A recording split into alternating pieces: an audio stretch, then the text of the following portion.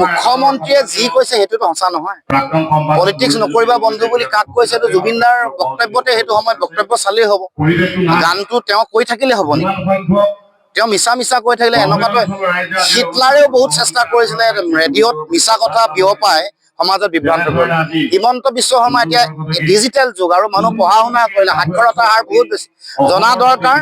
Politics নকৰিবা বন্ধু মানে হিমন্ত বিশ্ব শৰ্মা তেওঁলোকে কৰি থকা সাম্প্ৰদায়িক ৰাজনীতিৰ কথা কৈছে।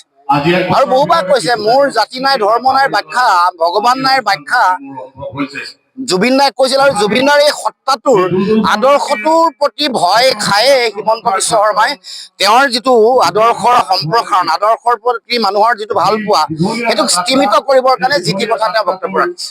বিধানসভাত যিবোৰ জাতীয় বিষয়, যিবোৰ সমস্যাৰাজি আছে সেইবোৰহে পতাৰ বিষয়। তেওঁ যে মুখ্যমন্ত্ৰীৰ কাৰণে অকমান উপযুক্ত নহয় এইটো প্ৰমাণ কৰি দিছে। সমগ্ৰ জনগণ বিভিন্ন সমস্যাৰে ভাৰাক্ৰান্ত। লাখ লাখ মানুহ চাকৰি বাকৰি পোৱা নাই, 2 লাখ কোটি টকা ঋণৰ বোজা, কৰ কাটল কিমান বঢ়াইছে সকলোৱে জানে।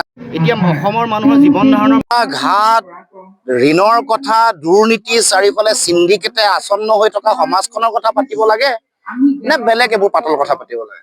গতিকে মুখ্যমন্ত্ৰী এই যিবোৰ কথা বতৰা, এইবোৰ কথা বতৰাই তেওঁ নিজে প্ৰমাণ কৰি দিছে আচলতে তেওঁ কি হয়। আমি ক'বলৈ নাযাওঁ আকৌ তেওঁ কি হয়।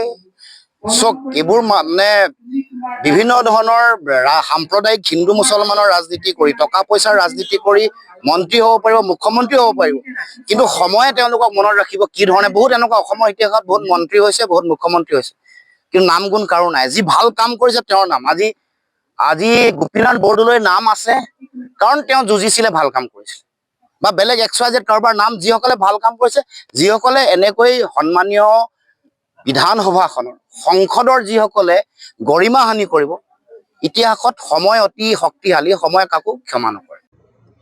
মিত্ৰতাৰ সম্পৰ্কত আমাৰ প্ৰথম লানি আমাৰ আলোচনা হৈ গৈছে। তাত নীতিগতভাৱে আমি ঐক্যবদ্ধতাৰে খেলিম এই কথাটো ইতিমধ্যে আমি ঘোষণা কৰিছোঁ। আমি ভোট বিভাজন ৰোধ কৰিবৰ কাৰণে আৰু বিজেপিক অসমৰ মাটিৰ পৰা মুক্ত কৰিবৰ কাৰণে বিজেপিৰ আগ্ৰাসী সাম্প্ৰদায়িক জনবিৰোধী সাধাৰণ জনগণৰ পৰিপন্থী নীতিৰ বিপৰীতে জনগণক ন্যায় প্ৰদান কৰিবৰ কাৰণে আমি সকলোৱে একলগ হৈ খেলিম।